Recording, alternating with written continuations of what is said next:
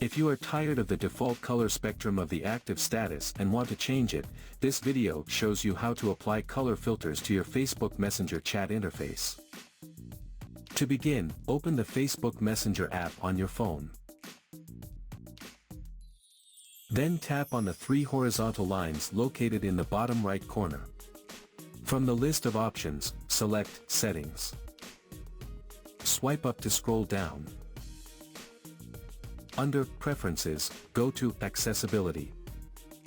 Here, you will find the Color Filter option. Tap on it. By default, Unfiltered is selected.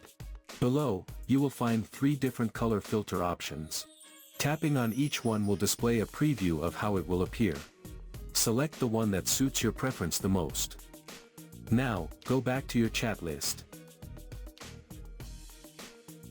You will then see the selected color filter applied to the chat interface, with the colors reflecting the filter you chose. So that's how you can apply color filters to your chat interface on Facebook Messenger.